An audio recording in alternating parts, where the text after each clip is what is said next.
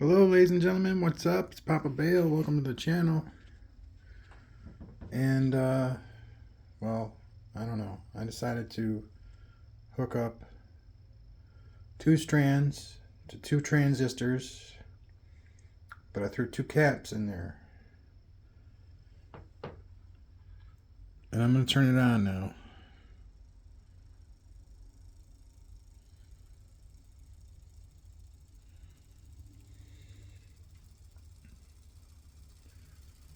And there's some Excel, a little bit. It was already going pretty fast, and I turned the power off like a long time ago. So we're doing 5.71 volts and 3.1 amps. And I think it might have to do with the mass.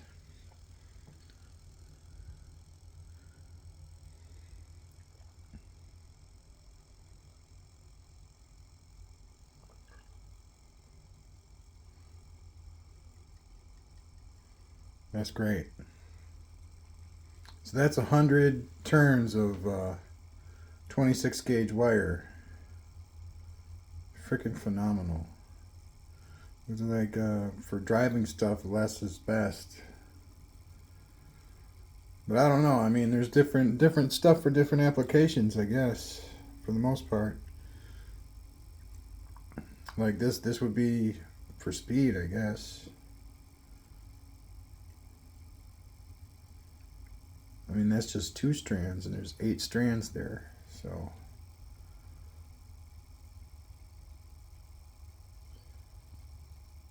alright, so what we're looking at is a pulse motor with the trigger coil on this coil right here, which has 2 strands hooked up, 2 transistors which are firing.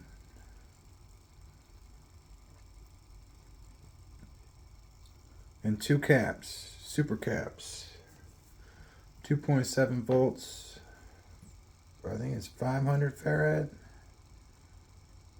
so they're pretty good, because I'm about to cut the power, and you can still hear it.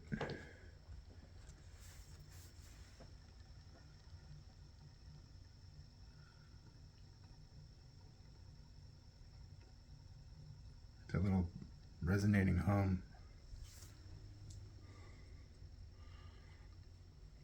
And this will go at speed for, well, maybe not exactly as fast. It'll continue to slow down, but it'll continue to go. Having those caps there is key to having it continue to spin like this. Or at least the diode loop of the rectified AC back to DC. And Lincoln, blinking and nod.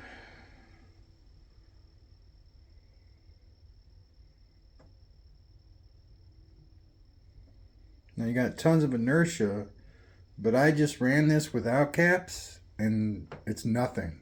It doesn't go. Not like that. Slows down a lot faster. But since it's only 50 strands of 26, you're not getting any energy, any electricity really going back in the caps. So it runs out real fast. And they're each on a different circuit, so essentially.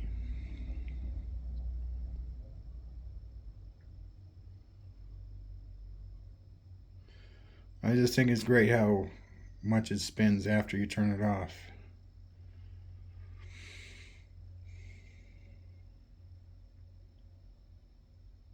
Yeah, and this coil right here, I just made this one. This is 1,555 turns of 26 and 232 gauge wires. So there's 3 wires in here. I'm going to hook up 2 transistors, and I'm hoping that the second 32 is going to trigger the transistors.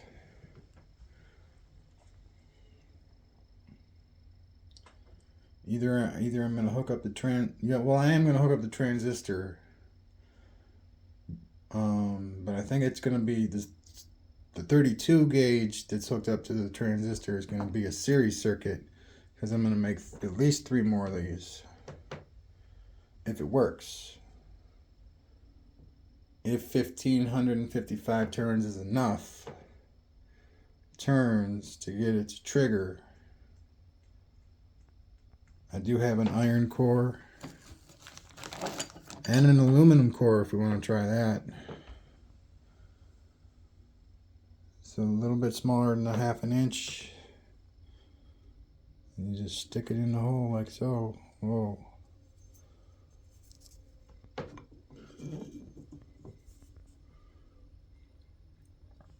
I was thinking maybe I'd make like a pickup coil that hooks to the back so that I could utilize the rest of the core, but I'm like, that's probably too far away to make any difference.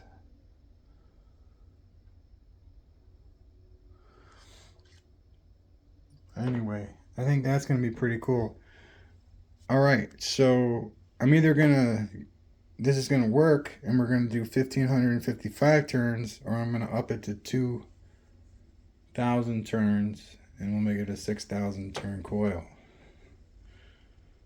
Maybe I should have done that to begin with, but I'm thinking this is going to work.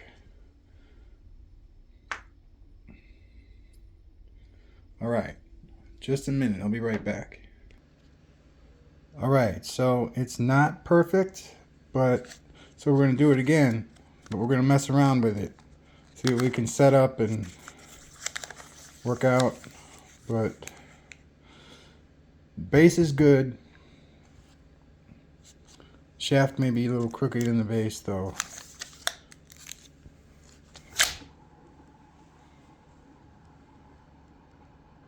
Ceramic bearing. I could probably get another bearing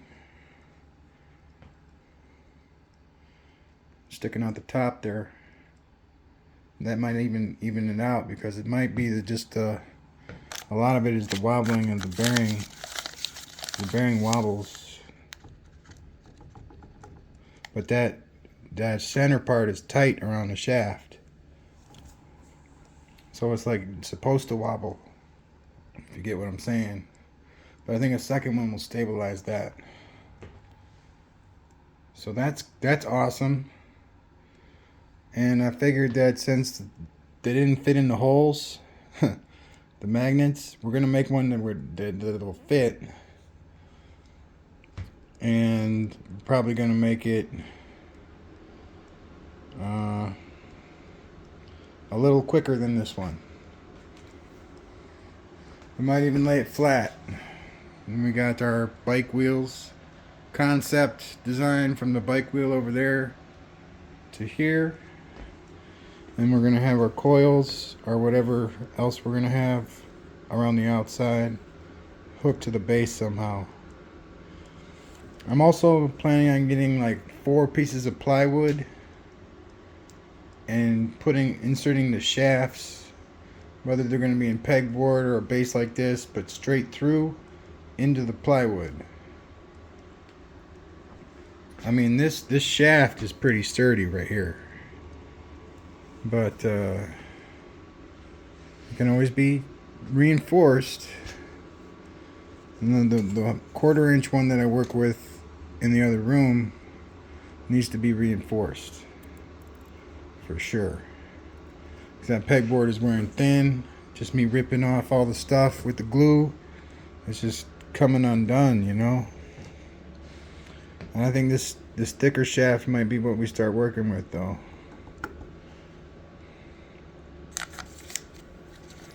Oh yeah, and since they're just glued on the edge here, and there's actually a hole that's not big enough underneath the magnets, so I just filled that hole with glue, and then I tried to level them off as best as possible. I taped them on there. I got it as taut as I could, you know, touched it to each one, made sure that it went all the way around. We'll see if that helps stabilize the magnets when this gets going real fast. because I don't want to epoxy them on there, because I'm probably not going to use this one, honestly. I just want to get it going because I've been waiting so long.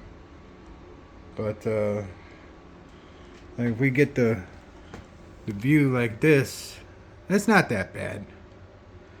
It's not that bad. I mean, if it goes, man, we could use it. And then like this one is designed to link up with my magnetic sculpture pieces, so that should work. It'll fit like a glove, hopefully. 12 and 12.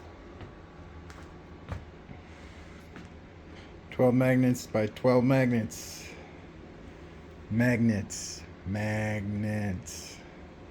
Yeah, I don't know, man. There's something wrong with my sinus. It's alright, though. Alright, thank you very much. Peace out. Have a good night. Please subscribe. Bye now.